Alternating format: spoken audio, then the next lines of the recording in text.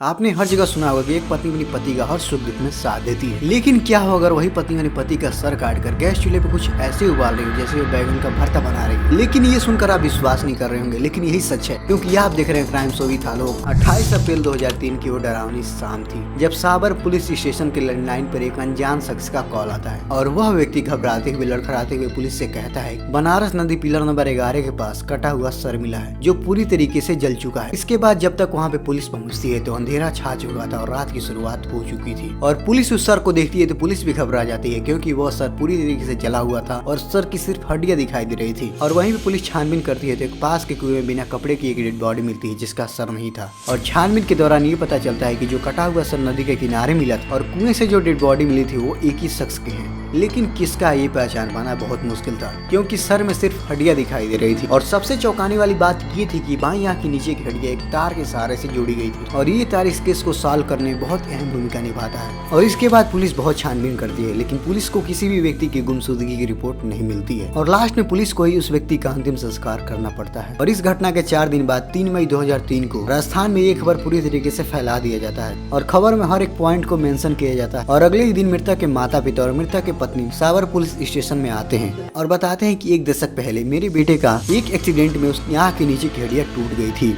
और उसके बाद उस हड्डियों को जोड़ने के लिए तार का इस्तेमाल किया गया था। लेकिन ये एकमात्र सबूत काफी नहीं थी कि मरने वाले की पहचान की जा सके। मरने वाला व्यक्ति इनका बेटा भवानी शंकर शर्मा है। लेकिन इस केस की खास बात ये थी कि ऐसे केस बहुत कम पाए जाते हैं और ऐसे केस हैंडल करने के लिए डॉक्टर भी गिने चुने थे। और इसके बाद जब पुलिस उन डॉक्टर से संपर्क करती है और उसी में से एक डॉक्टर पुलिस को 3 आदमी की लिस्ट देती है जिनकी 1 दशक पहले ऐसी सर्जरी हुई थी। लेकिन 3 आदमी में से 2 व्यक्ति जीवित पाए गए, लेकिन एक आदमी जिसका पता नहीं चल रहा था वो था भवानी शंकर शर्मा। और इससे ये साफ हो गया कि मृतक भवानी शंकर शर्मा ही था। लेकिन मृतक के पत्नी और मृतक के माता पिता को उस डेड बॉडी को देखकर पहले ही पता चल चुका था कि ये डेड बॉडी उनकी बेटे भवानी शंकर शर्मा का है। लेकिन अभी तक ये नहीं पता चला था कि भवानी शंकर शर्मा की हत्या कैसे हुई और उसके सर को किसने काटा और उसको कैसे पकाया। पुलिस को उसके पत्नी पर संदेह होने लगा लेकिन कोई सबूत नहीं मिल रहा था। और इसके बाद पुलिस अपना इंटरनल जांच चालू रखते हैं और पति पत्नी के संबंध और रिश्ते के बारे में जानना शुरू करते हैं। और इसके बाद ये पता चलता है निधि अपने पति के साथ बाहर रहना चाहती थी और उसका व्यवहार अपने ससुराल वालों के प्रति कुछ ठीक नहीं था। जब भवानी शंकर शर्मा अचानक से घर से गायब हो जाता है, भवानी शंकर शर्मा के माता पिता उसकी पत्नी से पूछते हैं कि शंकर कहाँ गया है, तो उसकी पत्नी बताती है कि उसके पति बाहर कमाने गए हैं और वो जल्दी वापस लौट के आ जाएंगे। लेकिन भवानी शंकर शर्मा कभी घर पे वापस नहीं आता है। और इसके बाद पुलिस का शक भवानी परिवार की तरफ और ज्यादा बढ़ गया। जब पुलिस भवानी परिवार के घर के अच्छी तरीके से तलाशी लेती है तो पुलिस को वहाँ पे एक डायरी मिलती है जिसमें भवानी ने लिखा था कि निधि की आदतें और उसकी व्यवहार पूरी तरीके से बदल चुके थे और वो देर रात तक जगती है और बिना बताए घर से बाहर चली जाती है।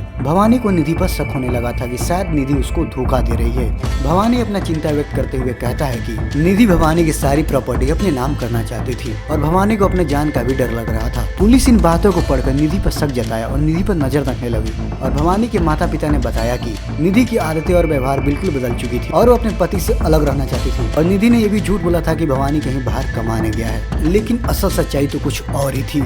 निधि को हमेशा डर लगा रहता था कि भवानी अपनी सारी प्रॉपर्टी अपने माता पिता के नाम न कर दे। जब निधि और निधि के भाई रमेश को पकड़ लिया गया तो निधि ने दिल से बताया कि उसे बहुत डर लगा रहता था कि भवानी अपनी सारी प्रॉपर्टी अपने माता पिता के नाम न कर दे और निधि और उसके बेटे को सड़क पर रहने के लिए अकेला न छोड़ दे। और निधि को शक था कि भवानी का चक्कर कहीं बाहर न चल रहा हो, इसलिए निधि और रमेश ड्राइवर अशोक के साथ मिलकर भवानी की हत्या कर दी। निधि ने सबसे पहले नींद की गोलियां किसी चीज में मिलाकर भवानी को खिला देती है और उसके बाद अशोक ने भवानी के गले पर कई बार वार किया जिससे उसका सर अलग हो गया। और उसके बाद भवानी की डेड बॉडी को जलाने की कोशिश की गई और भवानी के सर को चूल्हे पर रख के 45 मिनट तक पकाया गया ताकि उसकी पहचान मिटाई जा सके। और उसके बाद उसके शरीर को कुएं में फेंक दिया गया और उसके सर को रेत में। हालांकि इन तीनों को उम्र कैद की सजा मिली, लेकिन फीडबैक में आप अपने विचारों को लिख के बताइए कि आप क्या कहना चाहेंगे। मैं आलोक मिलता हूँ आपके साथ नए एपिसोड में।